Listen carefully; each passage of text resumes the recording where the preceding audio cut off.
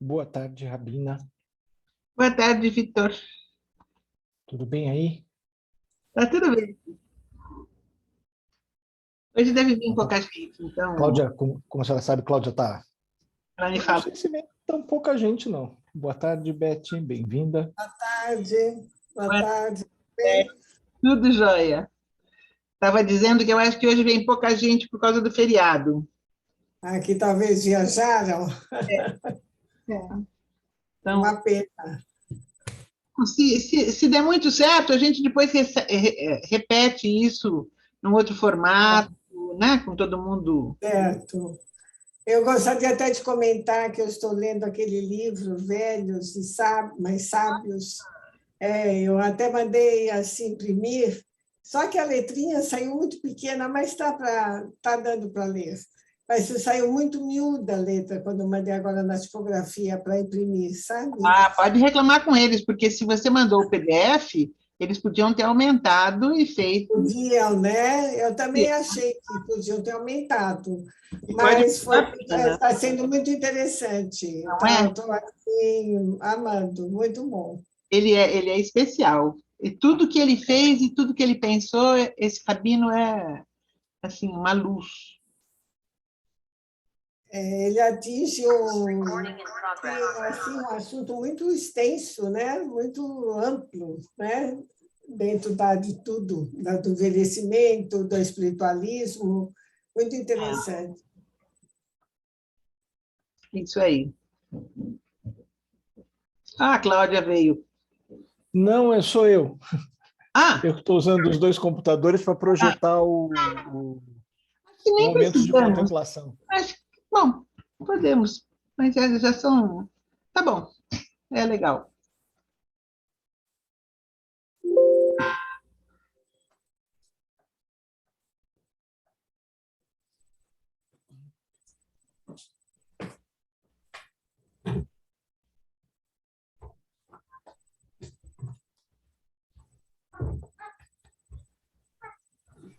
Mas ela daqui a pouco deve se incorporar a gente. Ela deve estar voltando já e daqui a pouco ela entra.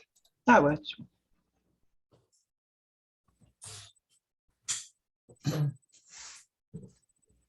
Oi, Elka. Oi, pessoal. Boa Oi, noite. sim.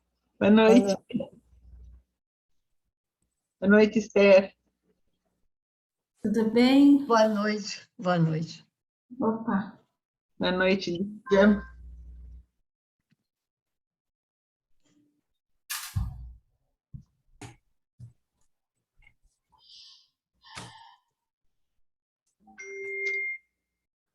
Eu estava comentando que eu estava sem saber se hoje ia ter muita gente, porque muita gente está viajando, mas eu falei, Uhum. se tiver 5, eu estou satisfeita. Já temos. Então, já estamos com quórum para poder fazer esse bate-papo. Ah, legal. Vai ser interessante, porque vai ter o Vitor e 5 mulheres. Não, tem o Gilberto também. Ah, a Gilberto está entrando, então tá bom. Elka, Fala. eu não pude estar na semana passada. Onde que eu acho esses vídeos gravados? Ah, você não tem a playlist? A playlist tem todos, desde o primeiro que a gente fez, no ano passado, no começo Só, do ano. só entrar no YouTube Contemplação, é isso? Mando o link, para você nem ter que fazer essa busca. É Ah, legal. Betel, dentro do playlist, que a Betel tem tudo que ela faz gravado, tem uma parte da playlist que chama Momentos de Contemplação. Então, todos os encontros lá, desde o primeiro de maio. Eu estava procurando por Betel, vai ver que eu não desci o suficiente, porque eu não Eu te achei o. Eu Tá te bom. mando e, aliás, vou colocar lá no grupo, porque muita gente não assiste porque não encontra, não sabe como chegar lá. Eu, inclusive, não sou boa Ah, nisso. Então, se tem um link que leva direto, eu vou colocar o link lembrando as pessoas que não assistiram, principalmente quem não assistiu a minha palestra de hoje, para poder assistir. E tem umas coisas que vale a pena, né? De ver de novo. algumas das meditações que o Moré Pinhas fez, que a Sandra fez, que a Ive vai fazer com yoga. Tem umas coisas que depois é legal poder voltar lá e rever. Então, Sim. oi, Lilian.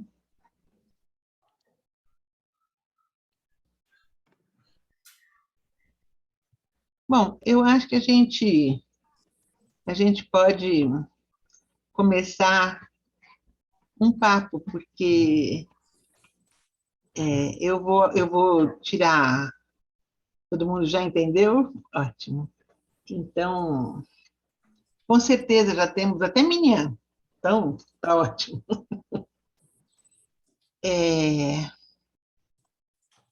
Então, eu vou colocar para vocês o que eu preparei, o esquema que eu preparei, e a gente vai fazer disso hoje mais uma conversa do que propriamente uma coisa que eu sei e vou contar para vocês, porque eu sei e vocês não sabem. Então, vamos fazer disso uma conversa aberta e até para sentir depois para onde a gente leva isso, né? Então, vou compartilhar só minúsculo.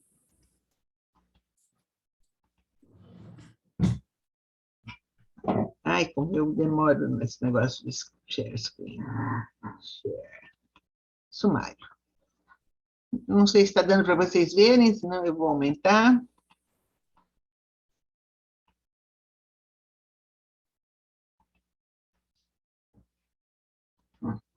Está dando para ver? Então, eu separei... Sim. Então, tá bom. Então, eu separei esses 6 temas dentro da questão do feminino no judaísmo. Falar um pouquinho do feminino na Torá, e aqui talvez eu saiba um pouco mais do que vocês, porque já li mais vezes, mas várias de vocês, ou vários de vocês, também estudaram ou sabem, a gente vai poder fazer uma conversa. Aí o feminino nas comunidades judaicas, né? Falar um pouquinho das comunidades, das sinagogas, o feminino nas famílias e na sociedade. Então, como é que fica, o que a gente vê, o que a gente passa para os nossos filhos e nossas filhas, e agora nossos netos, no meu caso. Aí eu aqui coloquei pesquisa, porque eu quero saber um pouquinho como é que os homens rezam e como é que as mulheres rezam. A diferença entre homens e mulheres, quando rezam, que podem ser de homens ou de mulheres. O feminino na divindade, e esse é onde às vezes pode dar um tipo de conflito mais importante, e o feminino nas rezas que a gente faz, tanto homens quanto mulheres, a mesma reza que pode fazer para uma divindade masculina ou para uma divindade feminina. Então, eu gostaria de poder ir andando com isso, e a gente pode ir voltando na medida em que vai conversando, e vou começar pelo feminino na Torá. O feminino na Torá começa com o capítulo 1 e o capítulo 2 de Bereshit. Eu não sei quantos de vocês já notaram, lendo a Torá ou ouvindo comentários, que o capítulo 1 e o capítulo 2 falam da mesma coisa. Falam da criação do mundo, em 2 versões diferentes. Na primeira versão, a cada dia, Deus cria alguma coisa no mundo, vai criando uma por uma, vai achando ótimo tudo que ele vai criando, e no último dia ele cria o ser humano, a sua imagem, macho e fêmea, ele os cria. Termina o capítulo 1, Deus está celebrando o sábado, o Shabat, descansando, e faz ele conta como o mundo foi criado. Mas a história vem um pouquinho diferente. Então, no capítulo 2 de Bereshit, começa de novo que criou as florestas, os verdes, a luz, grande, pequena, os peixes, as aves, os animais, os répteis, e criou o ser humano. Já não fala mais nada de criou semelhança, nem fala nada de que criou macho e fêmea. Criou, e aí pediu a esse ser humano para ir dando nome às coisas, e cada objeto e cada ser vivo foi recebendo um nome, e aí Deus viu que Adão estava triste, porque estava só. Então, tem uma história aí de um feminino que existia e que desapareceu. Nem vamos entrar para discutir, está certo, está errado, eu acho que cada um de nós tem uma história que foi contada ou uma história que não foi contada, porque quando você começa a perguntar e o que aconteceu com o feminino do capítulo 1, em geral a conversa é nem vale a pena a gente discutir isso, né? Então, eu vou passando um pouquinho para a gente poder cobrir os 6 temas, eu vou passando aquilo que vocês quiserem conversar um pouco mais, vamos parar e conversar.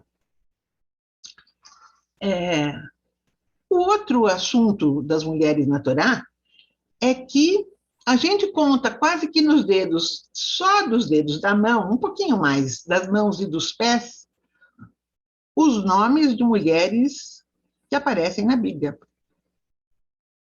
A maior parte das histórias são de mulheres sem nome. Por exemplo, a mulher de Lot não tem nome. Foi uma história importante ali, impactante, né? Ali recomeça a geração dos humanos, porque todos os humanos ali foram destruídos, ficou Lot e suas filhas, e a mulher sumiu. E como é que a gente depois até justifica o que acontece entre Lot e suas filhas, né? Ou entre as filhas e seu pai? Porque é a mulher de Lot, mas a mulher de Lot não tem nome. A mulher de Noé também não tem nome. Noé foi um homem acima do que se esperava na sua geração, mas a mulher dele, que entrou em toda essa viagem junto com ele, e que eu tenho certeza que é quem cozinhou para todos os animais que estavam na arca, ela não tem nome.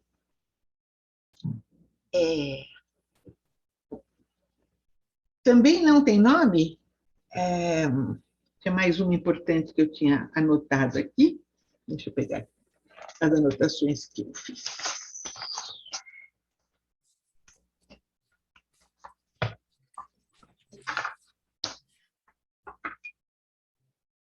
Não tem nome? A filha do faraó. Se pensar a importância dessa filha do faraó para toda a nossa história, se não fosse ela, Moshe tinha ido embora do jeito que foi. Quer dizer, tem outras com ele, mas as outras têm nome, pelo menos. As partelhas têm nome. Mas a filha do faraó chama filha do faraó só. E tem mulheres que têm nome, mas é de um protagonismo passivo. Tem Hannah. Não sei quantos de vocês conhecem a história de Hannah, cujo filho é Samuel. Oi, Beatriz. Estou chamando especialmente a Beatriz porque 3 semanas atrás, um mês atrás, eu estive em Recife e fiz uma apresentação lá na maravilhosa sinagoga, a primeira sinagoga do Hemisfério Sul, e falei sobre as mulheres. Aqui nós estamos indo um pouquinho além no feminino, mas Beatriz vai ouvir de novo algumas coisas que eu falei lá também. Tá bom. Então, Hannah tem nome, mas é passiva. Ela vira a mãe de Samuel. A importância de Hannah não tem nenhum protagonismo como mulher no feminino, muito pelo contrário, na minha opinião. Ela abre mão de ser a mulher preferida, a mulher amada, para ser a mãe daquele que ela vai ter e, depois de desmamar, vai entregar.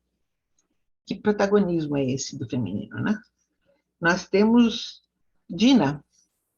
Dina também passa pela história, Dina tem nome, é uma das filhas. Imagina-se que Jacó tenha tido mais de uma filha, mas essa é a única que tem nome.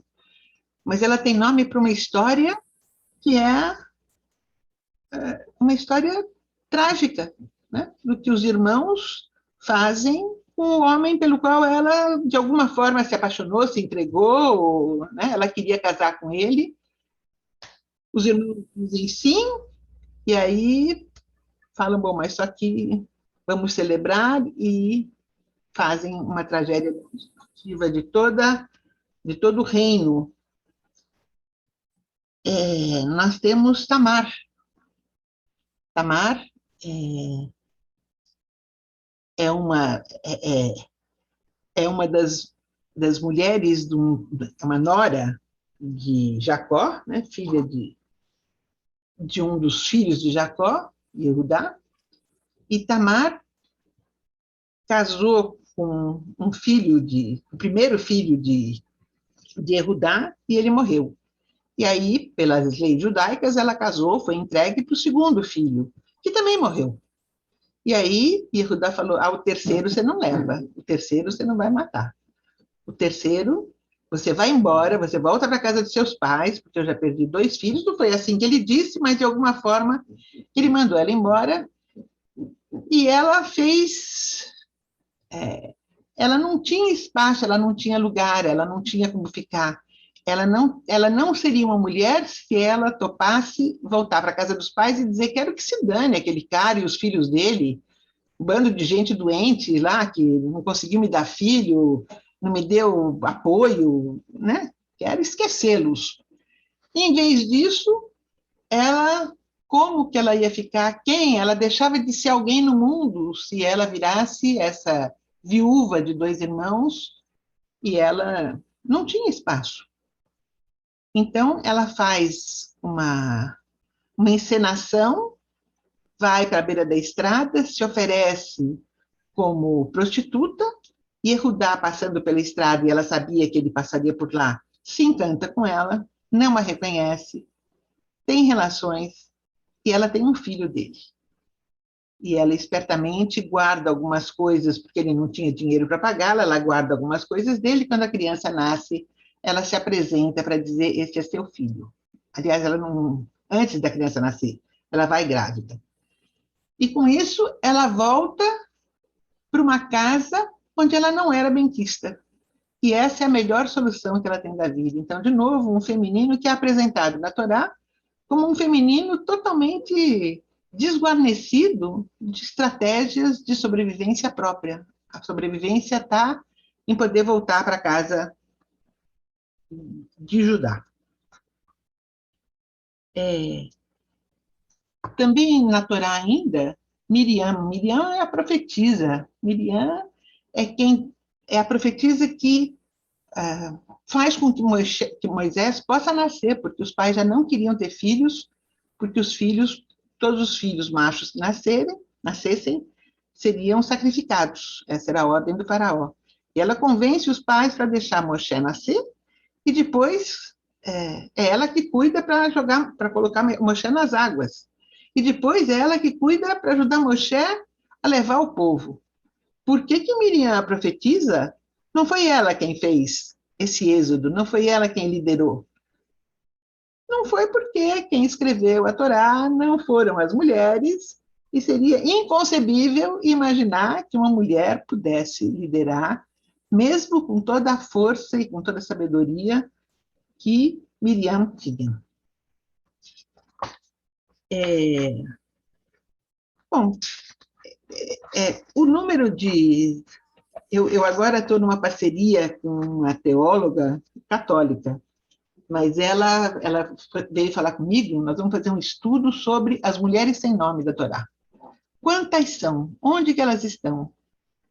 Porque a gente fala, né, as mulheres não têm nome, dá para contar em mão e pé, nos dedos da mão e do pé, mas a gente quer agora saber quais são as que não têm nome, e quem mais? Porque são várias que vão passando pela Torá e que não têm nem nome, nem voz, nem espaço de ação, nem protagonismo. Mas a Torá ainda assim é linda, porque mesmo essas mulheres deixam histórias que, dentro daquilo que acontecia na época em que a Torá foi escrita, eram exemplos de muita coragem.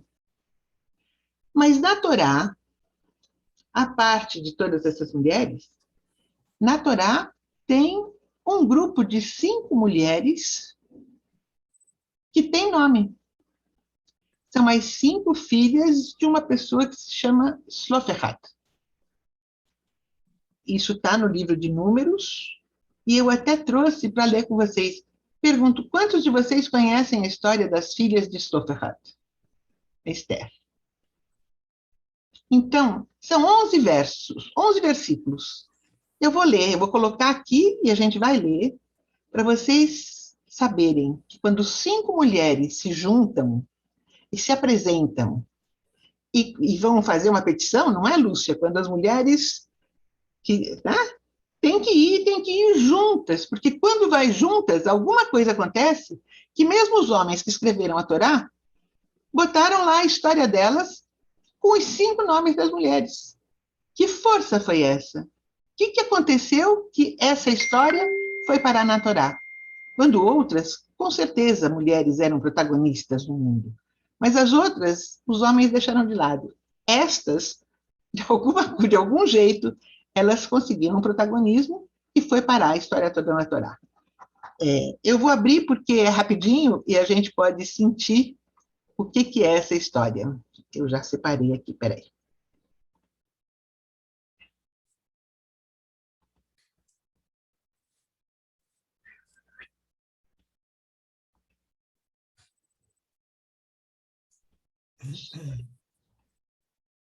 Não, não era isto.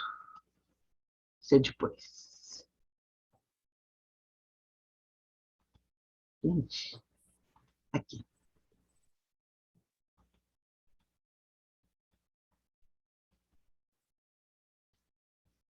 É no livro de Números, no capítulo 27, os versículos 1 a 11. As filhas de Slofehat. Um texto curto, mas muito transformador. E eu consegui uma foto de uma pintura numa Bíblia antiga, uma ilustração numa Bíblia de 1897. Não era uma Torá, era uma Bíblia, mas, de todo jeito, está aqui as 5 filhas de Slofehat fazendo um pedido a Moisés. Começa assim o texto. Vocês estão conseguindo ver? Vocês conseguem aumentar a letra? Não, eu... Sim. Tá bom.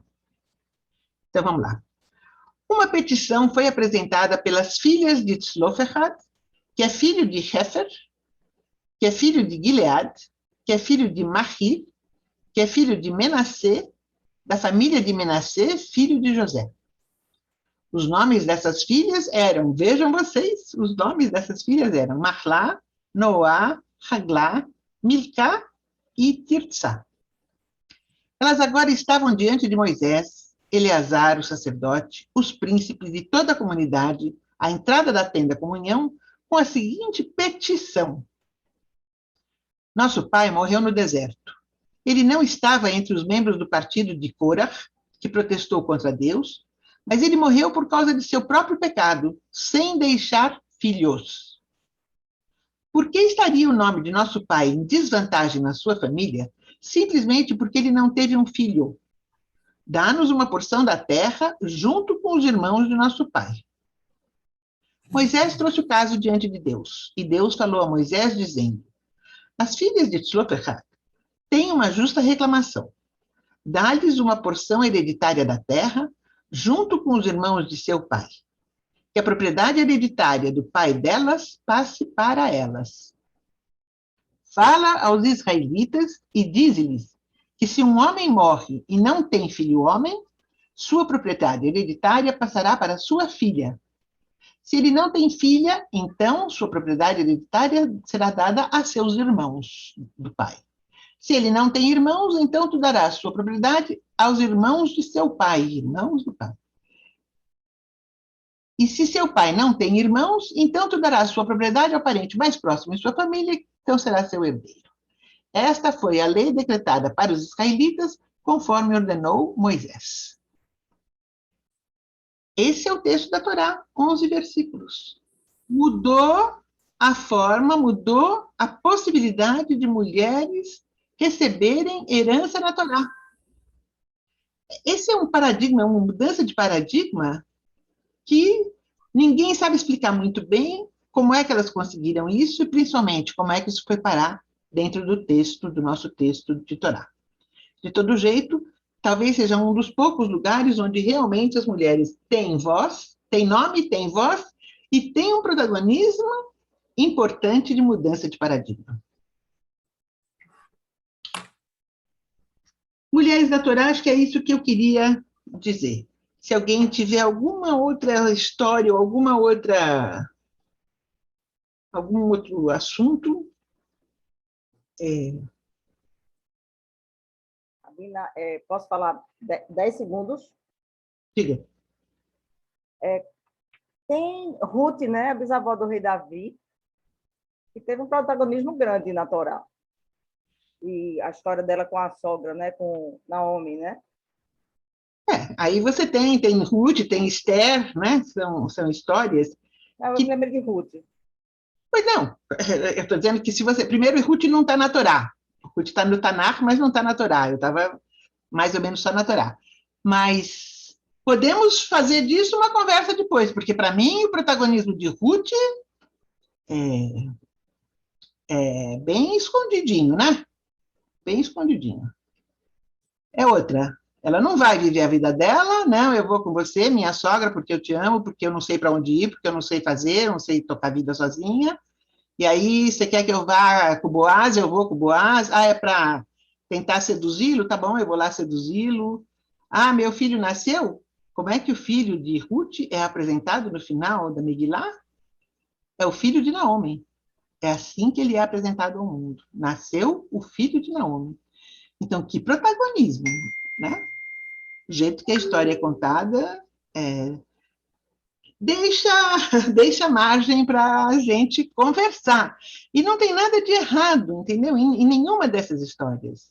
E Ruth é muito, muito interessante, só que eu acho que o andamento da carruagem é de uma mulher que. Agora, para mim é lindo, porque Ruth não era judia, não precisou fazer Beidim, não precisou fazer mikve, ela simplesmente falou, eu quero ser judia, e tudo bem, então daqui para frente você é, e o filho dela é o bisavô, sei lá, tataravô do rei Davi.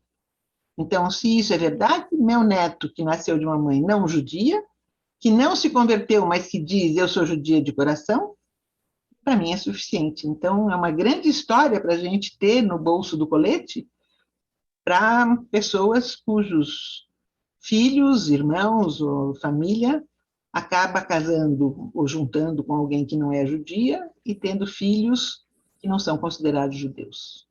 Então, a história é ótima, mas por outra razão, talvez, para a gente pensar. Elka, Eu falo de Esther, várias delas. Fala, quem tá falando? Lília, Fala. você que é estudiosa, assim como Rabina, qual é o protagonismo de Sara, quando Deus falou, Abraão, escuta Sara, e aí a partir daí também a história mudou. O que você acha de Sara? Pois todas essas histórias, por isso que a gente lê todos os anos, e de repente a gente, mais para frente, pode começar um grupo de estudos, né, dessas histórias aí. Sara não queria ter filho. Ela foi importante, mas quando ela não foi muito bem relatada, né? Ou não? Eu que não sei. Não, essa história é muito complicada, o que significa que ela dá margem a várias interpretações. Porque Deus diz para Abraão, pelo amor de Deus, sua mulher, quer dizer, desde que essa criança nasceu, que Abraão está fazendo uns rolos que ainda vai terminar pior ainda, né? Ainda vai terminar pior ainda. Então, Sara, como mãe ali, ela não era muito ouvida de nada. E na hora que ela cisma, ou tem razões para, ou tem intuição de que o filho de Agar não pode estar junto, ela disse, eu quero que vá embora. E Abrão não sabe o que fazer. O outro é o filho mais velho, é o primogênito de Abrão, né? Agar está com ele há não sei quantos anos. Se fosse nos dias de hoje, essa separação de Agar não seria assim simples. Ela não sairia só com um cantil de água. Ela sairia com muito mais coisas pelo direito de ter vivido com ele, ter filho com ele, durante pelo menos 15 anos. Então, a interpretação que eu gosto de dar para essa resposta, porque eu não gosto muito quando Deus diz, escuta a sua mulher, mesmo quando ela está fazendo uma coisa que a gente considera eticamente errado. Aí eu escuto dizendo, Deus disse, escuta a mulher, por favor, não para fazer o que ela manda, mas escuta, vai lá dar ouvidos, vê o que ela está sentindo, vai cuidar da sensação que ela está tendo.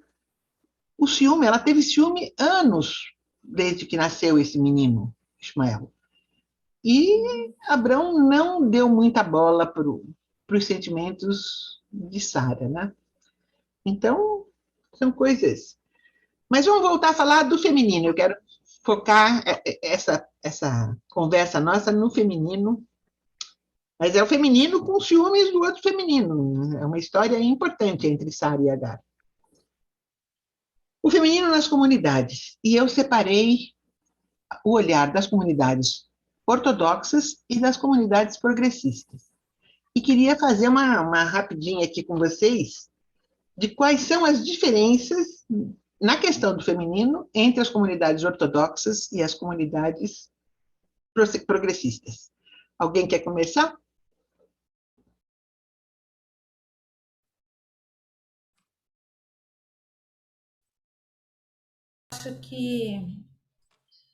Eu acho, né? Nas comunidades ortodoxas, talvez o feminino ele tem a sua importância, ele é uma. Eu tô com a máquina ligada, não vou poder falar. Tá barulho? Tá barulho? Tá, né? Eu estou escutando. Eu vou desligar, um minuto. Pronto, agora voltei. Desculpa. O feminino nas comunidades ortodoxas, ao meu ver, tem um papel importante a mulher, mas dentro de casa. Não, estamos falando na sinagoga. Do quê? Depois a gente vai para a família, na sinagoga. Na sinagoga? Bom, então não sei falar. Então, eu vou começar jogando uma diferença importante. Nas sinagogas ortodoxas, a mulher não conta no minyan. Nas sinagogas. Às vezes não tem nem sidur no lugar das mulheres. Eu já fui em sinagoga ortodoxa, que você chega lá não tem nem sidur, quer dizer, tipo, você não sabe ler, né? Então, para quê? Até isso. Isso duro, ótimo. Também, elas não estão no mesmo lugar que os homens. Elas estão ou lá em cima ou atrás da mechitza. Tem mechitza, separa homens e mulheres nas duas comunidades. Isso é verdade, esqueci disso tudo. Cantar, nem pensar. Nem pensar. Mesmo lá no seu lugar onde você está, você fica quieta. Porque se você cantar, a voz feminina pode distrair o foco, a atenção dos homens nas suas rezas. Então, as mulheres, quando vão à sinagoga, é para ficarem quietas. Ou ficar lá na fofoca, né? Fica aquele burburinho, que dá até um horror de sentar com elas, porque nem sequer também não dá para prestar atenção, porque não dá nem para ouvir, nem para ler, como você disse. Então, eu tenho mais algumas aqui, mas quero ver se vocês querem propor alguma. Bom, eu tenho assim uma observação de muitos anos atrás, o casamento de um sobrinho meu, que se tornou muito, muito ortodoxo.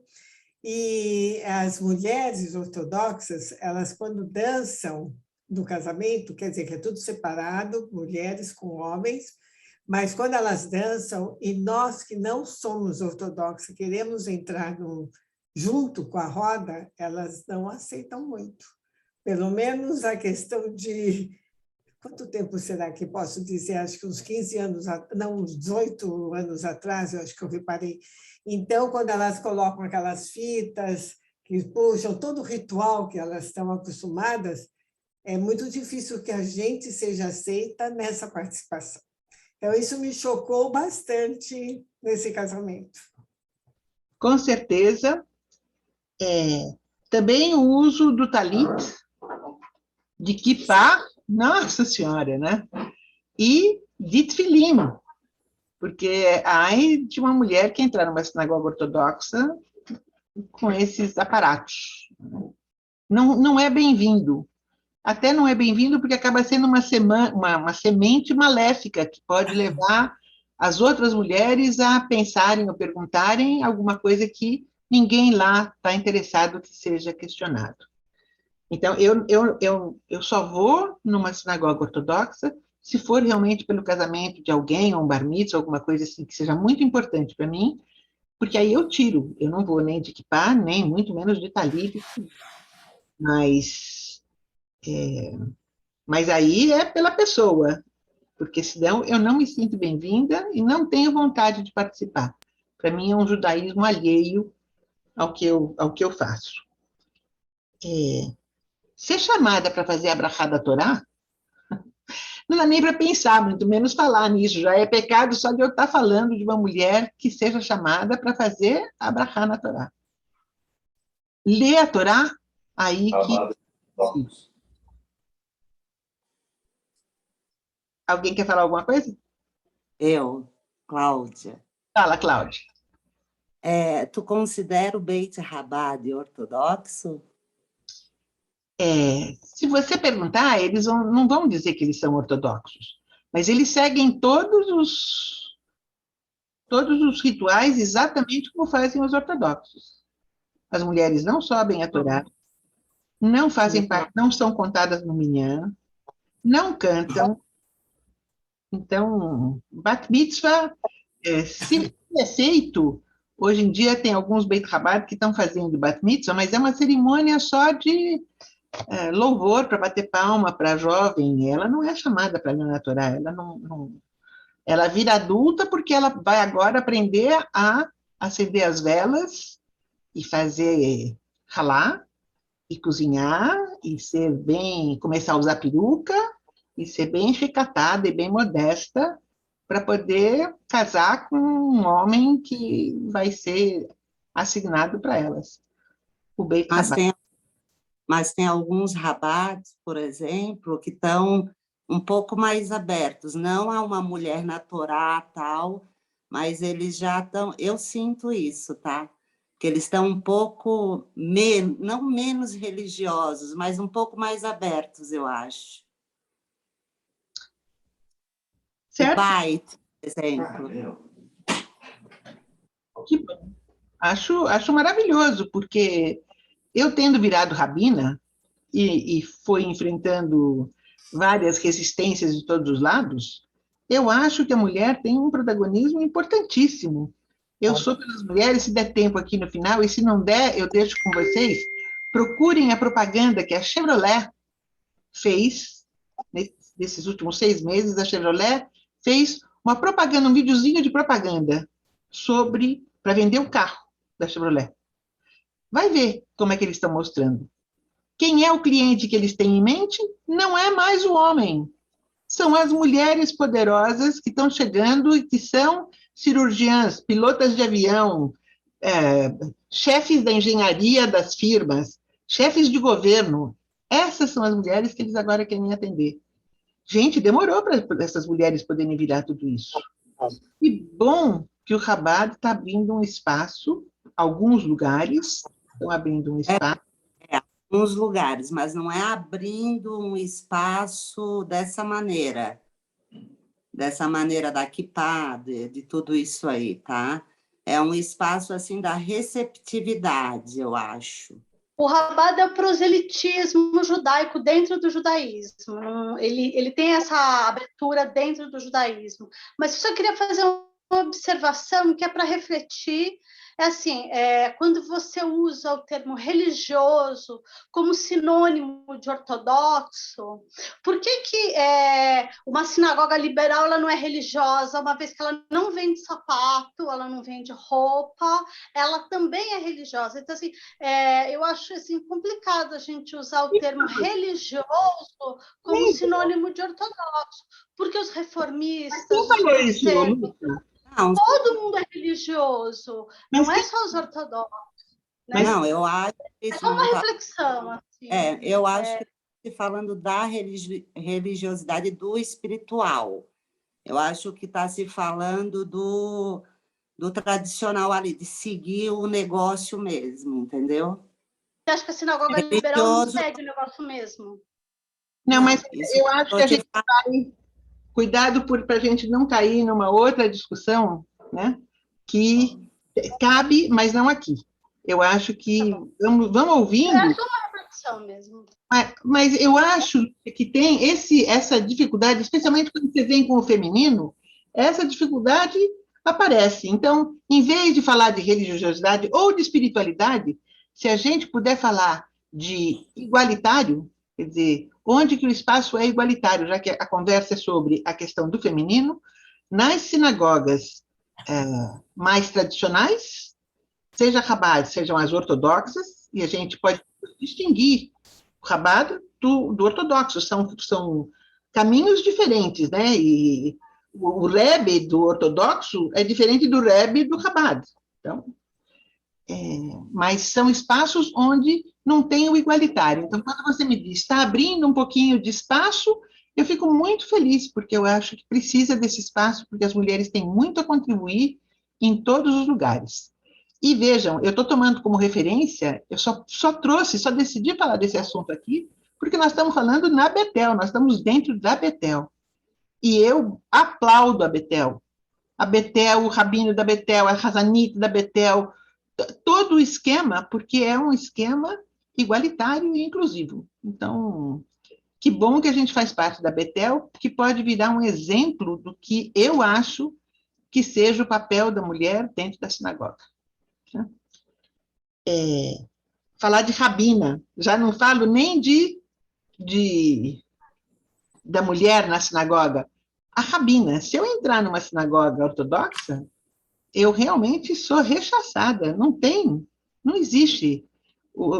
Teve uma sinagoga onde eu fui num bar mitzvah e o cara me chamou de... Como é que ele me chamou? De Rebitza. Eu falei, Rebitza? Eu não sou Rebitza, não sou mulher de rabino nenhum, né? Mas ele não tem nenhum outro nome para me dar. E falando em nomes, não cabe nesse tema, mas eu vou marcar junto, Kohen. Só homens são Kohen. Mulheres não são, não tem um nome feminino para quem é Cohen. Cohen. Hassid, não tem. Hassid, o Hassid, aquele que segue um Rebbe, do qual o Chabad tem um pouco da filosofia, né? É Hassid. Mulher não é nada, mulher não existe, não é importante nem pensar nelas, nem nada. A Torá penaliza homens que sejam trans não, LGBT. Mas mulheres que sejam LGBT, não tem problema. Porque o que a mulher faz lá no quarto, ela e outras mulheres, não importa. Homens, sim. Aí tem que tomar cuidado e aí tem que penalizar homens que não sejam homens, não podem se deitar com mulheres. Em compensação, mulheres, está escrito na Torá, não podem usar roupas de homem. Então, nós todas, com as nossas calças compridas, no bar mitzvah do meu neto, no Shabat, eu fui vestida de saia para prestigiar essa postura da avó que não foi de calça comprida. Mas, de resto, enfim, né? Hazanit, nem pensar. A Betel tem uma Hazanit maravilhosa, a voz daquela menina Sabrina é uma coisa que entra pelo coração direto. Mas outras sinagogas, eu estava no Minyan durante a Shivá da Anita Novinsky, eu fui todas as manhãs e à noite no Minyan da CIP. E teve uma outra pessoa que faleceu, e quem estava cantando era a Paola, que é uma das Razanit da CIP. E alguém escreveu no chat da CIP, que absurdo ter uma mulher cantando no Shivá do meu tio. E eu fiquei pensando, como que alguém ainda tem a ousadia, veio na CIP, mas tem a ousadia de reclamar porque tinha uma mulher cantando na Shivá, na CIP. Também acho muito interessante, ainda no contexto de sinagogas, quem são os nossos patriarcas. Tem 3, o pai, o filho e o neto. E as nossas matriarcas? As nossas matriarcas têm caso de amor, mas tem caso de bigamia, né? Tem um dos nossos patriarcas que tem 2 mulheres. Estou falando de Jacó. Tem Raquel e tem Leia. E as outras 2 mulheres? E as 2 escravas que deram filhos às 12 tribos não são só os filhos de Raquel e Leia. Tem os filhos das outras 2 escravas. Por que elas não são matriarcas? Agora, é uma história dentro de uma visão patriarcal. Quem não é esposa, os filhos não são contados, né? Os filhos, até depois pode aceitar os filhos, mas a mãe desses filhos não é contada entre as matriarcas. Questões para a gente estar pensando como é que fica esse feminino dentro do judaísmo. Aliás, falando na Betel, o Uri, de vez em quando fala dos nossos patriarcas e das matriarcas, ele nas matriarcas bota Zilpá e Bilá, além de Sara, Raquel, Leia e Rebeca. Feminino nas famílias e na sociedade. Aí entra um pouco o que, talvez o que a Beth, uma de vocês começou a falar alguma coisa que eu disse, isso é mais família. Então, dentro das famílias, tem uma reza que é rezada, e é rezada no Kabbalat Shabbat, especialmente, que o homem reza para sua esposa. Essa reza, eu não vou nunca rezar essa reza em lugar nenhum, e nem vou estar em lugares onde essa reza seja rezada. É a reza que diz, que todas as bênçãos para minha esposa maravilhosa, que cuida de mim, que cuida da nossa família, da nossa casa, e ela é cheia de recatos, e cheia de encantos, e cheia de, sabe fazer muitas coisas. Que bom que Deus me deu essa mulher maravilhosa, né? Então, para mim, é muito difícil. Eu quero um espaço onde essa reza valha para os 2, onde marido e mulher possam dizer um para o outro que maravilha que a gente está aqui em dupla, que a gente fez uma família, que a gente divide as tarefas. E isso não é bem o que a reza diz. E não era, a reza era realmente para os maridos louvarem as suas esposas, para elas ficarem bem felizes que estão sendo louvadas. Também dentro da família tem uma questão aí tradicional, que quem acende as velas são as mães e as filhas, e quem faz o kiddush são os homens, pais e filhos. Né? Sociedade bem patriarcal, bem dividida, e acho que hoje tem várias casas onde, inclusive, um dia desses eu assisti, um dia que me convidaram porque ia ter alguma coisa especial, foi na Shalom, e eu assisti, e na Shalom o rabino Adrian é casado com a Morá maravilhosa que estava fazendo as rezas com ele. E quando começou, ele foi lá e acendeu as velas e fez a brachá das velas, e na hora do kiddush, foi a Mariana que foi chamada para fazer o kiddush. E eu acho que isso é, no mínimo, um exemplo, uma ousadia de dizer, it's okay, você pode inverter, não tem nada, em lugar nenhum está escrito o que é para a mulher fazer e o que é para o homem fazer. Então, eu gosto dessa ideia de que famílias, no século XXI, possam abrir um espaço para mudar um pouco o papel de cada um dos gêneros dentro das decisões de uma família. No judaísmo, o papel é preponderantemente de um patriarcado em que o homem toma as decisões e a mulher cuida da casa e da família. Não estou nem dizendo que está errado, estou dizendo que eu hoje torço, tendo virado uma rabina para um judaísmo do século XXI, eu torço para que o protagonismo das mulheres nas comunidades e na família possa ser modificado. Sem falar nos 4 filhos de Pesach, que são sempre 4 filhos, e onde estão as filhas. Não tem problema, a gente hoje, vários das Agadot de Pesach trazem as filhas, mas é coisa moderna, na maior parte das famílias, se for falar, ainda é os filhos. Mas o que eu quero chegar, o mais importante, eu quero estar mais para frente um pouquinho.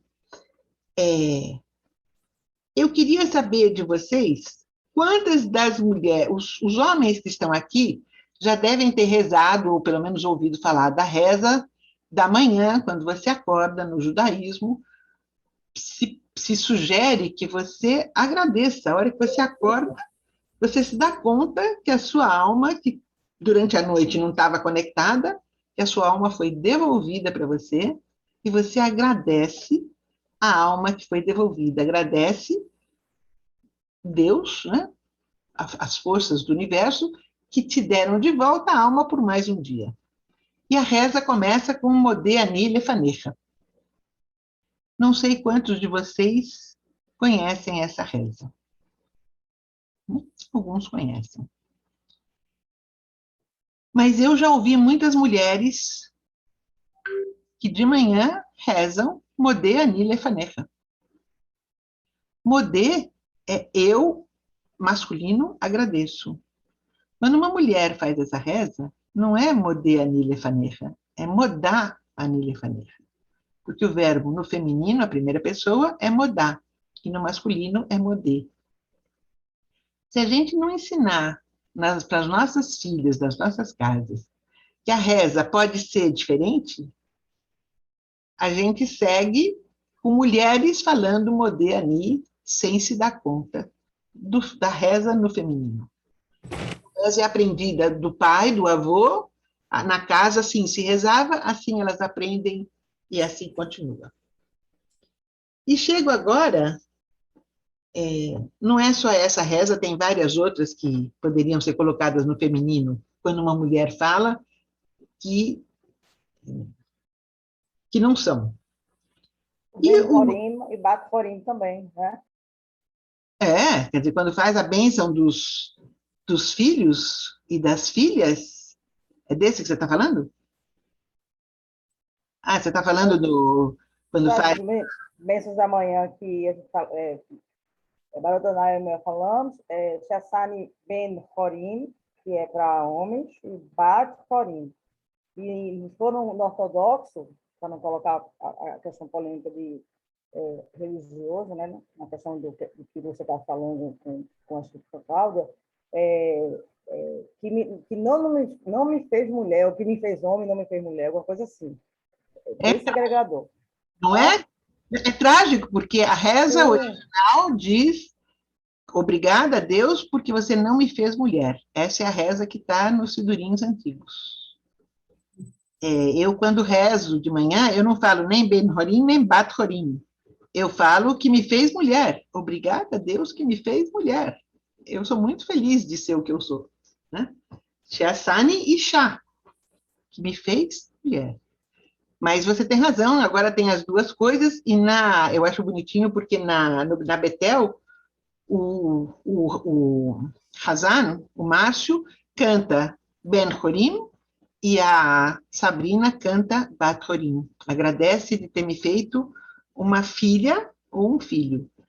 Mas o original era mais trágico ainda, né? Então, foi retirado isso, graças a Deus. Agora eu queria entrar no feminino, na divindade, que era a coisa mais importante que eu queria trazer para vocês. E vou voltar naquele assunto, no capítulo 1. E eu vou ler para vocês o que diz o capítulo 1. O capítulo 1, no versículo 6, ou seja, logo no comecinho da Torá, né? O 6º versículo, ele diz: Deus fez o céu e a terra, fez o firmamento, fez as águas, fez as luminárias, tudo que vai na água, tudo que vai na terra. 6º dia, vou ler. Deus disse,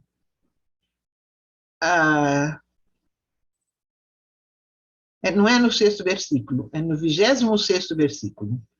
26º, Deus disse, façamos o homem, é muito engraçado esse plural, façamos, ele realmente fala no plural, quer dizer, com quem que ele está conversando para dizer façamos, mas façamos o homem com nossa imagem e semelhança.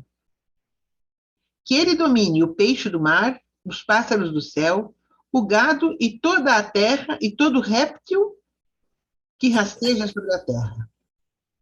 Deus assim criou o ser humano com sua imagem. Na imagem de Deus, ele o criou macho e fêmea. E Deus os abençoou. Os abençoou esse ser macho e fêmea. Claro que essa é uma discussão que é passível de muita discussão, de muita interpretação. Eu não estou trazendo uma verdade, eu li o que está escrito na Torá, mas na minha interpretação, se o ser humano foi feito à imagem de Deus, macho e fêmea, é porque Deus era macho e fêmea. Porque se Deus fosse só do sexo masculino, fosse só macho, o ser humano seria só macho, que é como ele é apresentado no capítulo 2, quando Eva é criada para fazer companhia a Adão. Mas no capítulo 1, Deus tem que ter um aspecto positivo para o ser humano ser criado masculino e feminino ao mesmo tempo. Macho e fêmea o criou. Se Deus tem o aspecto masculino e o aspecto feminino juntos, eu me permito, e no fundo a contemplação que eu queria fazer com vocês é essa, eu me permito fazer algumas das rezas por uma divindade que não é masculina, que é feminina. Alguns dos nomes femininos que a gente usa nas rezas, nos espaços onde é possível fazer essa reza sem as pessoas se assustarem, uma delas é Yah. Yah é um nome do divino que é feminino. Havaiá, a existência, é uma palavra feminina. Ruach, que é sopro, já que o que deu vida ao homem foi o sopro, Ruach é uma palavra feminina. Shekhinah é considerado o aspecto feminino de Deus. É exatamente essa dedução de que Deus tinha aspectos masculinos e femininos nele próprio. Então, é possível fazer uma reza e abençoar a existência, abençoar a fonte da vida, Mekor Haim, é feminino, abençoar Ruach, abençoar Shekhinah. É possível, é só uma questão de querer. Só que quando você coloca a divindade no feminino, não é mais Baruch. Baruch é do verbo abençoar para uma pessoa, ou um ser, ou uma coisa do sexo masculino. Se você vai abençoar uma coisa do sexo feminino, vira Bruchá. E não vira Atá, porque Baruch, Atá é você no masculino. Você no feminino é At. Então, uma reza para o feminino vai virar Bruchá, At, Yah, em vez de Baruch, Atá, Adonai. Adonai é masculino e Yah é feminino. At e atá são pronomes. É você, mas você no masculino e você no feminino. E Baruch e Bruchá.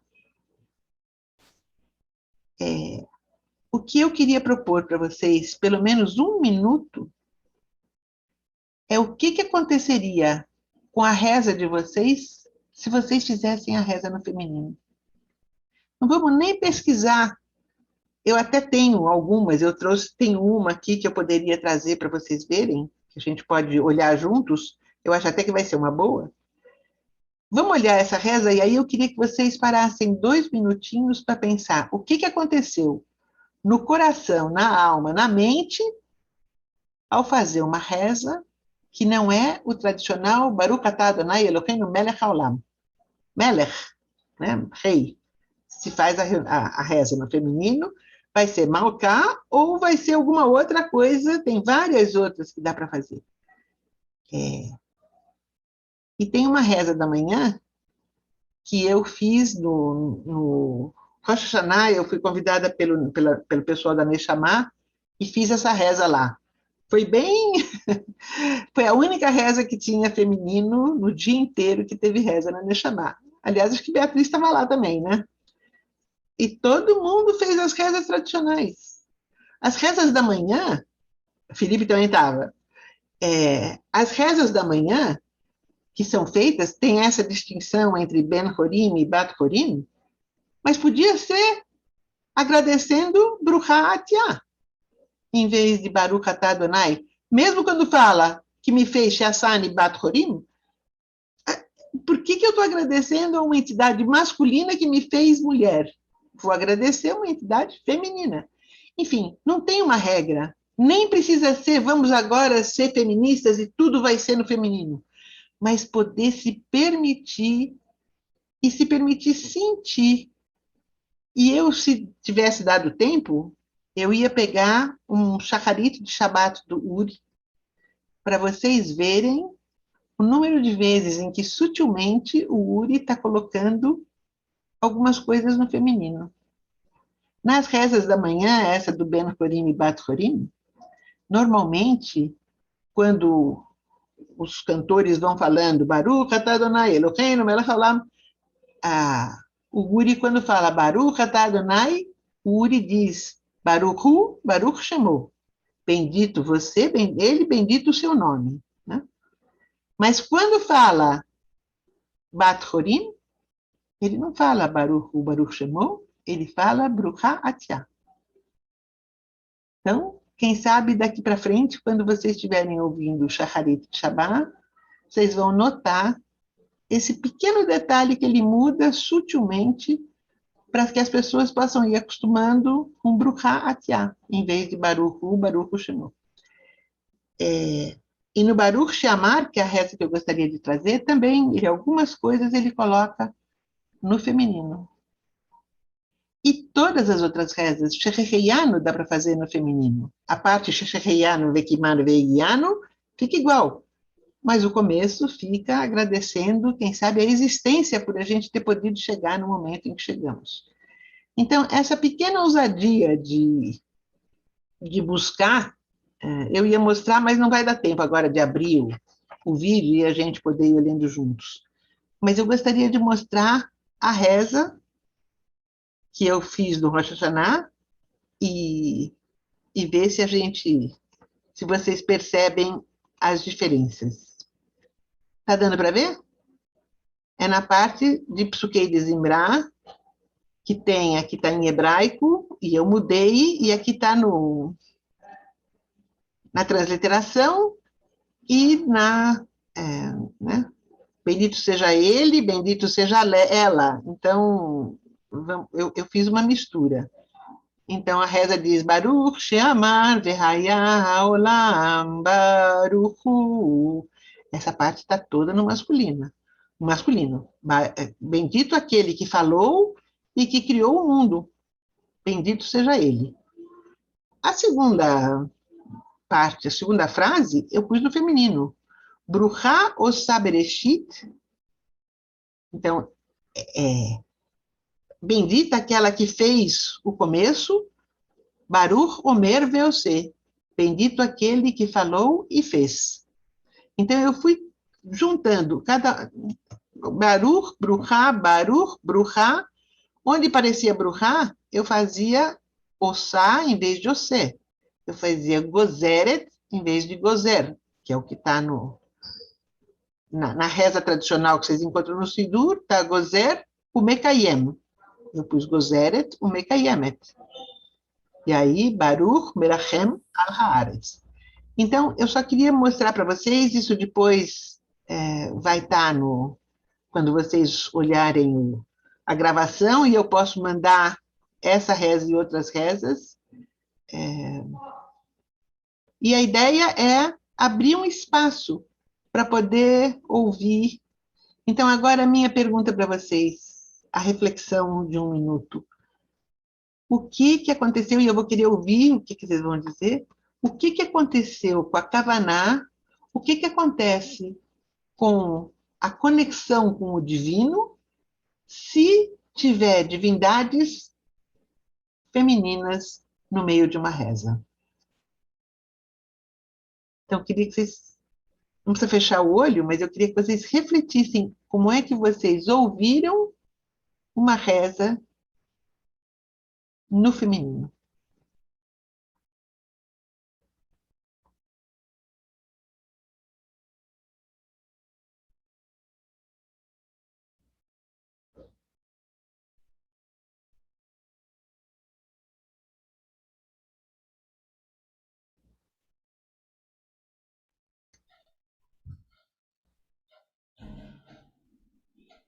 Alguém quer falar? Esther, Cláudia, abriram.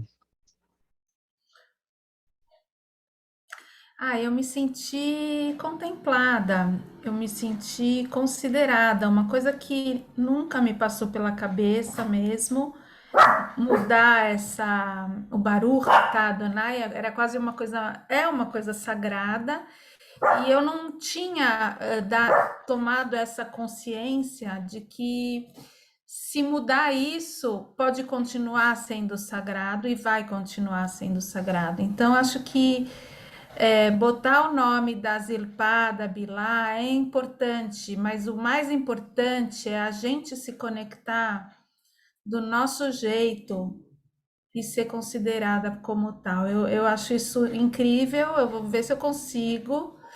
É tão automático, né, que a gente já nem pensa muito, mas eu gostei das suas reflexões. Obrigada, Elka. E se vocês gostarem, eu posso mandar para as rezas que o Uri já usa um pouquinho de feminino, eu posso preparar na semana que vem, inclusive com ele, e mandar para vocês, fazer um pequeno documento e colocar no grupo para vocês poderem ouvir na voz dele e na minha as rezas com o feminino. E abrir esse espaço, né? Não precisa fazer.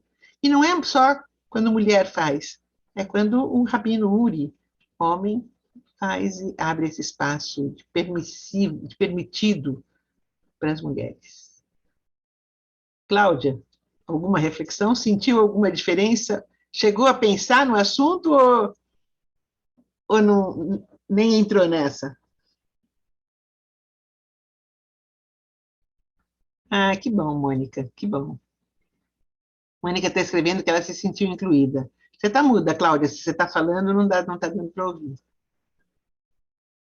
Felipe, você que assistiu a reza, como é que você se sente com a possibilidade de... Primeiro, Rabina, boa noite a todos. E saudades, viu? Aqui em Recife foi muito boa a palestra da senhora, da sua, perdão. E novamente, né? Vendo a senhora, te vendo falar, e agora eu estava verificando, quando estava lendo, eu estava verificando os verbos, direitinho, os verbos no feminino, de acordo com o pronome e tal. E é muito interessante. Como já foi falado, a gente faz no automático, muito no automático, e para mim, como homem, eu acho muito interessante fazer também no feminino, né? A divindade, né, do Eterno, a divindade de Deus, ela inclui, né, tanto o masculino quanto o feminino, né? É a união disso tudo. Então, eu acho que seria muito bom, inclusive, né, aos poucos, fazer essa introdução como já está sendo feita, e é muito bom. Eu acho isso fantástico. Que bom. Que bom, obrigada por topar. Quem mais? Que vocês sentiram? Quem sentiu que não conectou? Que se não for Baruch atah Adonai, parece que não.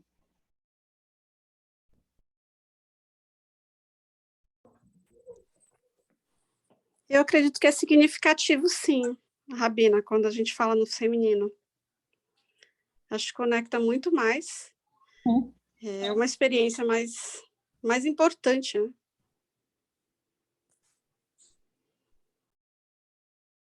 Mirla está falando, tu quer falar? Ou está só?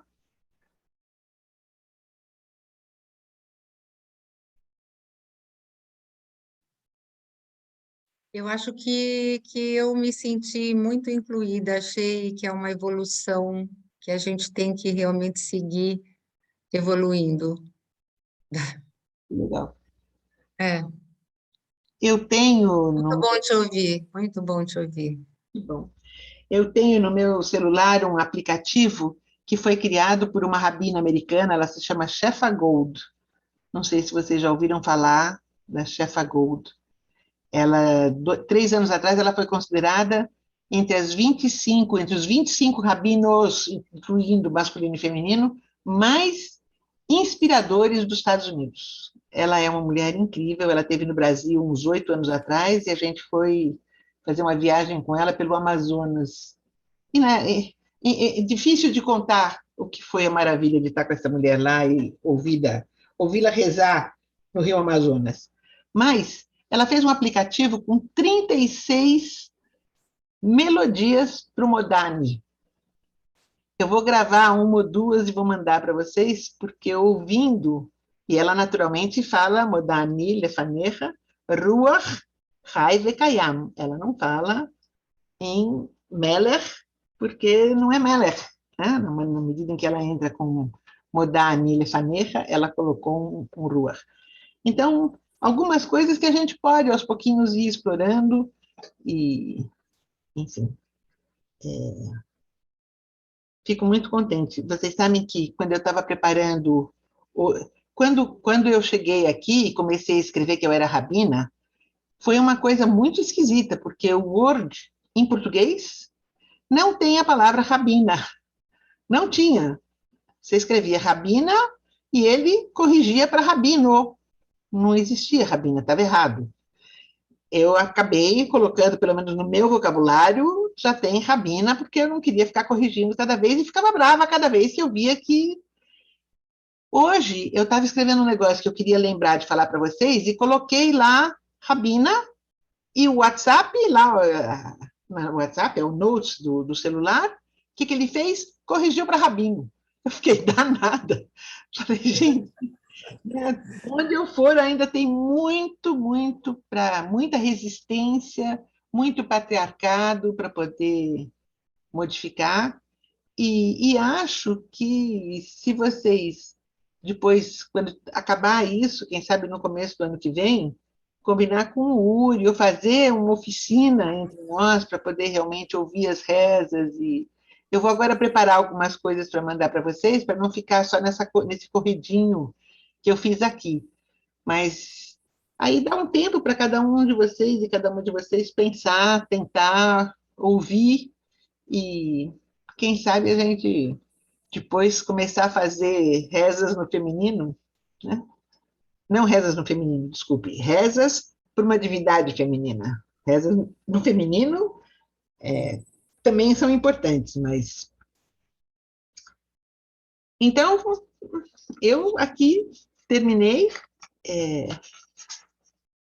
e queria pedir a vocês que agora...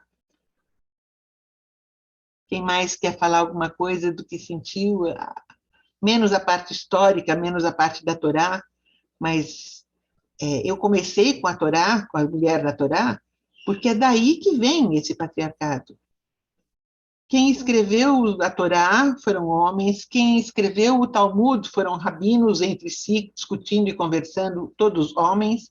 Quem escreveram os códigos, todos os códigos do que pode e do que não pode, Shulchan Aruch, tudo foi escrito por homens. De repente, para a gente agora chegar e dizer, eu falo diferente, eu falo mudar ani, porque eu faço essa reza de manhã e agradeço, e mesmo o Shema, né? Shema, também dá para colocar pelo menos uma das duas, fala 2 vezes Adonai, uma das duas dá para mudar. Mas isso são conquistas que vão ter que ser feitas aos poucos e muito individuais, porque para quem... eu na Betel já fui chamada na Torá, já fui acender as velas nessa última sexta-feira do Bar Mitzvah, e fiquei pensando, vou fazer no feminino ou vou fazer o tradicional? E resolvi fazer o tradicional.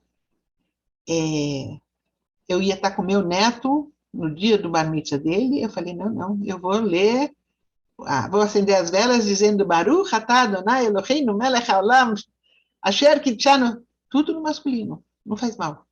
Eu ia fazer, fiz com a minha neta, para quem estava no Kabbalat Shabbat, e eu falei, eu não vou começar a ensinar para ela o feminino, ela sabe o masculino, vamos fazer do jeitinho dela. E quando fui chamada na Torá, no sábado, no dia do Bar Mitzvah, a mesma coisa, eu falei, não vou criar essa polêmica aqui, porque a hora que eu fizer muito diferente, fica diferente, né? Somente na Torá, né? Barechu et Adonai Avorach. Se for fazer no feminino, vai sair diferente. Sai lindo, mas sai diferente. Eu resolvi que não ia ser no Bar Mitzvah do meu neto, mas vocês podem estar preparadas aí, porque eu vou começar aí na Betel aos sábados e vou fazer no feminino. E vou com isso criar, quer dizer, vai ter gente talvez que vai chiar um pouquinho, mas eu conheço um casal de rabinos nos Estados Unidos, ela é a coordenadora-chefe do Aleph Jewish Renewal, eles fazem a brachá juntos no Shabbat. Ele faz no masculino, ela faz no feminino. Eu fico um pouco confuso porque não ficam os dois falando as mesmas palavras. Mas eu acho lindo que cada um deles faz do seu jeito, respeita o jeito do outro e tudo bem, né? Então, vamos começar a explorar um pouquinho. Eu vou usar, fazer essas rezas no feminino de forma mais explícita do que o Uri, que está sendo mais sutil, mas a gente vai e aí vai incorporando. E aí, quando vocês vierem, se alguém disser, eu quero fazer no feminino, pode me mandar um WhatsApp dizendo, quero fazer no feminino. A gente trabalha juntas e prepara no feminino o que vocês quiserem. Não só as mulheres, os homens também. E a gente poder começar a fazer a diferença. Eu tinha marcado para terminar aqui, o que eu escrevi aqui foi, nós queremos uma mudança, porque cadê a Cláudia? Saiu. Porque a pergunta é, nós queremos essa mudança? A gente quer fazer essa mudança? Eu tenho a impressão de que sim, né? Que nós somos numa sinagoga progressista e abertos e abertas a conseguir um judaísmo mais igualitário, mais inclusivo para o século XXI. E aí eu escrevi, qual é o seu papel na mudança? Eu já tenho uma ideia do papel o que eu quero mudar, o que eu quero fazer diferente para poder trazer essa diferença para todas as mulheres. Autorizar todas as mulheres. Aliás, no Bar Mitzvah do meu neto, eu mandei fazer, que eu já tinha contado lá em Recife, eu mandei fazer as kipot lilás, claras. Menos. Minha nora falou para mim, nem adianta fazer, nenhuma menina vai pegar. Eu falei, bom, se a gente não fizer, aí que não dá para pegar mesmo, né? A kippah lilás é um convite para essas meninas colocarem a kippah na cabeça, ainda mais quando tem uma rabina e a Razanit pegou uma kippah lilás e botou na cabeça, agora ela está usando kippah. Reparem que a Razanit, a Sabrina, agora, ela já tinha colocado um talit, agora eu dei para ela uma kippah de presente, e do Bar Mitzvah. Bom, primeiro que alguns meninos pegaram kippah lilás, preferiram a lilás. Achei joia, não falei nada. Quem veio pegar lilás, estava lá. Mas aí eu peguei a kippah lilás, comprei tic-tac coloridos, cheio de florzinhas e de corzinhas, e fui de menina em menina. Você gostaria de experimentar usar uma kippah? Mais da metade disse, eu topo.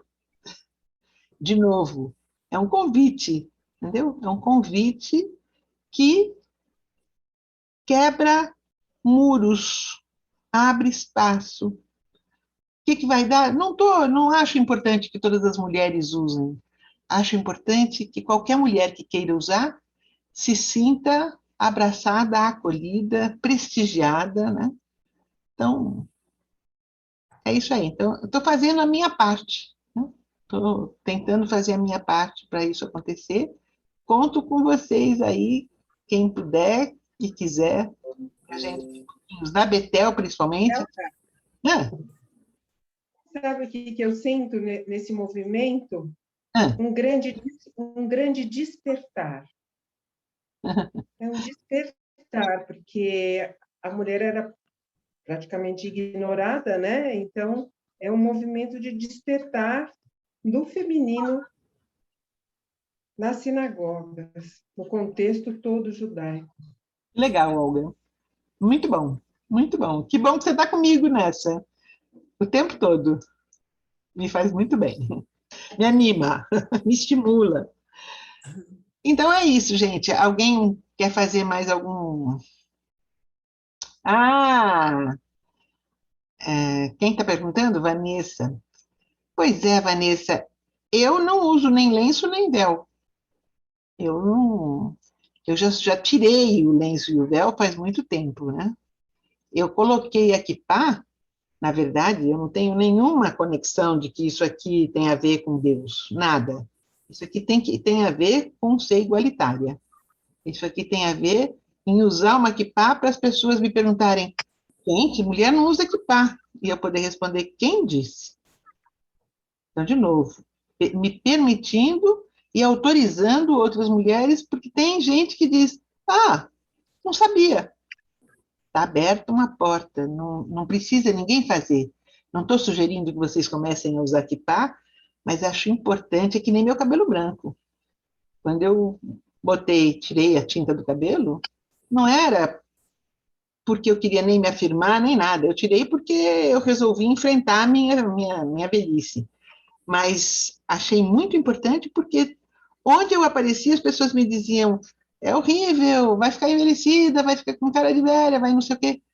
E eu fui percebendo como é difícil quando você quer fazer uma coisa diferente, a resistência e as pessoas te cobrando e te falando coisas que não tem nada a ver, porque elas não querem ver a mudança, né? Então, eu estou aí disposta a fazer essa mudança. Eu também, no momento que eu resolvi também deixar meus cabelos brancos, eu recebi muita resistência. Você não vai aguentar, você não vai conseguir. Mas eu falei, não, eu vou enfrentar, tanto pela minha saúde, como pelas alergias que eu estava tendo, queda de cabelo. Então, eu resolvi enfrentar e agora eu tenho mais cabelo do que antes, estou animada. Pois é, então tem que ter esse convite, tem que ter essa possibilidade, tem que ter essa autorização para a gente poder fazer. Eu digo, eu não estou dizendo para ninguém deixar cabelo branco, cada um faz o que quer, mas eu quero ter certeza que todo mundo se sinta autorizado a tentar, sem medo de sofrer todo tipo de agressão. E na kippah a mesma coisa. Eu quero que as meninas do século XXI, que estão fazendo bat mitzvah, hoje as meninas fazem bat mitzvah e vêm na Torá. Elas são chamadas, elas aprendem a ler em hebraico e são chamadas. Então, é igualitário. Isso é muito importante. Quando eu fiz bat mitzvah, eu estou com 75, eu fiz bat mitzvah 60 anos, 63 anos atrás. Quando eu fiz bat mitzvah, éramos Rabino Pincos, na CIP. Éramos 12 meninas, todas uma gracinha, no domingo de manhã. Nada de Torá, nem tem leitura de Torá no domingo, para a gente nem sentir falta. Hoje, a CIP, as meninas leem a Torá. Então, aos pouquinhos, acho que a gente está criando esse espaço onde as mulheres podem entrar, atuar, sem se sentir gratificadas e, gente, mudar paradigmas, né? Porque a hora que a gente vai entrando, isso fortalece, isso instrui. Então, que as nossas netas possam todas se sentir absolutamente presentes nesse judaísmo do futuro. E para quem não quiser, total respeito, né? Total respeito. Cláudia, eu entendo tudo que você estava dizendo, entendeu? E acho que na sua cabeça deve dar mais minhocada ainda, que você ficou até o fim. Então, né, você abriu o seu coração para essa conversa e imagino que tem muito espaço para criar aí também, né? Como é que pode juntar, achar um caminho do meio, não lá, um pouco de tudo. Então, mais algum depoimento, questão? Eu estava perguntando aqui no chat, Rabina, sobre a Nília Dodiva e Dodili, né? Como a noiva fala isso pro amado, né? A noiva pro noivo. E, na verdade, a noiva que fala pro noivo.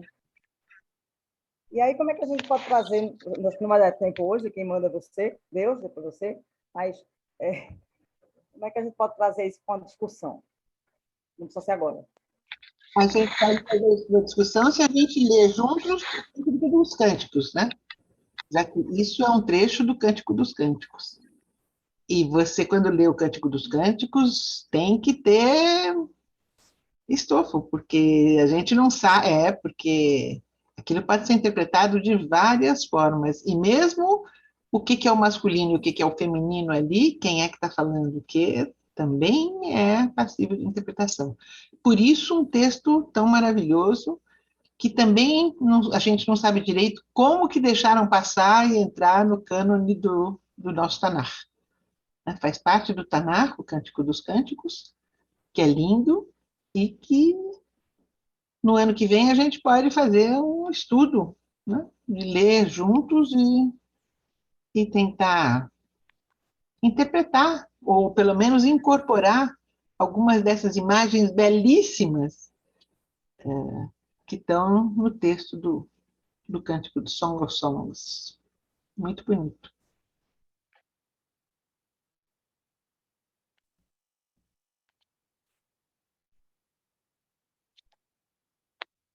Fala, Lúcia. Você está com a mão levantada e o microfone fechado. Eu estou aplaudindo, eu estava te aplaudindo, eu estava falando que ia embora. Obrigada, muito obrigada por hoje. Era um aplauso, na verdade, e um tchau. É isso. Tchau, gente. Obrigada. Obrigada. Enfim, o que eu falei é para refletir só, não é também uma... naturalmente. É lugar comum, né? Mas é só para a gente pensar mesmo se é pertinente ou não. É isso. Mas então, terminando, deixa eu te dizer que nos espaços mais religiosos existe uma adesão maior à halahá. E quem é mais religioso aceita a halahá para conviver com a halahá. Mas não concordo. Não concordo com esse uso de termo. Enfim, eu acho que o Raul Maier, o Rabino Raul Maier, ele é muito religioso. Não acho que ele é menos religioso que um cara que usa Allahá. Não concordo com isso. Enfim, a minha postura, a riqueza é a pluralidade, não é isso? E que legal que a outra pessoa pensa diferente, mas eu não acho que uma pessoa que segue Allahá, eu como kasher desde os meus 15 anos de idade e faço milhões de coisas, eu acho que eu sou bastante observante, mas isso não me faz mais religiosa do que uma pessoa que vive na casa do povo, que nunca jejuou um Kippur. Eu não acredito nisso. Enfim, é só uma opinião. Tá bom, mas eu acho que também tem que pôr uma direção nessas coisas. Eu não disse que quem segue a halahá é mais religioso. Eu disse, quem é mais religioso segue mais a halahá. Quem é religioso, em geral, faz mais as mitzvot, acha isso mais importante, acha que Deus realmente tem algo a dizer e que é preciso ter essa conexão e achar essa conexão, fazer as rezas. Então, o que eu disse foi, quem é religioso faz halahá. Não necessariamente quem faz halahá é mais religioso. Tem gente que faz halahá, não sabe nem por que está fazendo, e não se sente de jeito nenhum com nenhuma kavaná. Então, na direção certa, para mim, em geral, a minha experiência tem sido, quanto mais religioso, mais halahá. E com isso, mais todas as mitzvot, e faz aquilo que está escrito que tem que fazer. Os que são mais seculares, não só mais progressistas. Os progressistas são religiosos sem necessariamente halahá, até porque no... Para falar, quem não acredita em Deus, não tem a pessoa que é mais secular, ele não tem a sua... Ele tem toda a sua, tem, mas ele não vai seguir a halahá. As pessoas mais seculares não vão, porque não precisam da halahá. O religioso é que precisa, ele não tem porta para dizer, eu não vou mais. O reformista, eu lembro o Sobel, quando foi no tal do Bar Mitzvah, escandaloso, que tinha coquetel de camarão, não, estrogonofe. Tinha estrogonofe e o Sobel comeu. E as pessoas ficaram, nossa, ele comeu carne com leite do estrogonofe? Ele é reformista, essa halahá não é importante para os reformistas, ainda mais os reformistas americanos. Então, o meu statement foi, pode ter uma relação, mas a direção é, quem é mais religioso segue mais a halahá e fica mais preso em várias dessas pode, não pode, que ele não, e ele nem tem saída, porque senão não dá para ele estar no grupo onde ele está. Você não é religiosa, Elka? Você não se sente religiosa? Não, eu sou rabina e faço parte de um grupo de liderança, mas eu quero fazer um judaísmo diferente, eu quero fazer um judaísmo século XXI. Mas a religiosidade pode estar no século XXI, ela não está vinculada à halahá. Pode, mas é por isso que eu estou te dizendo, são palavras que elas vêm muito carregadas até com o tempo e dos lugares onde ela é exercida. Então, eu não vou estar nunca numa sinagoga muito religiosa porque eu vou ser penalizada. Vão me dizer, kippá, não tem kippá em mulher aqui. Então, em geral, a minha experiência tem sido, quanto mais religiosas as pessoas, menos tenho eu espaço. Eu fui uma vez numa casa de um rabino religioso que me convidou para depois do Shabat, e eu, muito gentilmente, lá nos Estados Unidos, eu preparei uma salada de frutas, linda, deliciosa, as melhores frutas, cortadas com carinho, eu estava muito grata de ir nesse espaço. Cheguei lá, a mulher dele olhou para mim e disse, com que faca você cortou essas frutas? Besta eu, né? Falei, não sei, uma faca na minha casa. Tinha que ter dito, eu comprei uma faca nova, 0, para poder fazer isso. E ainda não levou no Shabat. E aí ela me disse, lamento, mas não vai poder entrar na minha casa. Então, tem uma religiosidade halárrica que, para mim, me dá arrepios, e onde eu não sou bem-vinda. Não só eu não gosto, mas eu não sou bem-vinda. Né? Então, é que não usa sinônimo. Não é sinônimo, você tem toda a razão, e eu acho que a gente vai ter que entender, e inclusive entender... Uma coisa, o que você acha, eu também acho. A gente só termos diferentes. O quê? Eu não consegui entender o que você falou. Eu? A sua última palavra. Tem até... Acho que a gente tem até que conversar sobre isso para poder ir entendendo quais são as diferenças, especialmente no Brasil, porque eu acho que no Brasil algumas dessas diferenças são mais exacerbadas. Entendeu? O Brasil é um país onde o judaísmo é mais religioso e mais halárrico, porque quem não é religioso e halárrico não está nas sinagogas, está no mundo, e não quer contato, não quer vir, não quer fazer parte, porque aquilo lhe dá, muito pode, não pode, deve, não deve. Então, tem aí tem uma comunidade judaica que está por aí, que é com quem eu quero começar a conversar, para contar isso que você está falando. Dá para ser judeu, não ser halárrico, não estar casado com judia, não fazer os do's and don'ts, não ser kasher, não acreditar em Deus, e ainda assim um judaísmo profundo. E ser religioso. E isso ser considerado aspectos legítimos da religião judaica. É isso que precisa, acho que, conversar e esclarecer, porque senão as palavras cada um entende de um jeito, e aí pode dar algum tipo de curso. Vamos fazer uma conversa, falar com o Uri para fazer uma conversa sobre isso, né? Talvez a gente não chegue de uma conclusão, porque a gente já vem carregado com aquilo que a gente acha, mas eu acho que abre um espaço que a gente aprende, e aprende também a diferença, né, dos vários olhares, e com isso a gente ganha. Não, e a diversidade é um direito, né? Cada um pode ter opinião diferente mesmo. A opinião, sim, mas precisa partir dos mesmos conceitos, senão nem é diferente. Né? Sim, padronizar, tá bom. Isso. Tá bom. E eu acho que nós vamos ganhar, todo mundo vai ganhar.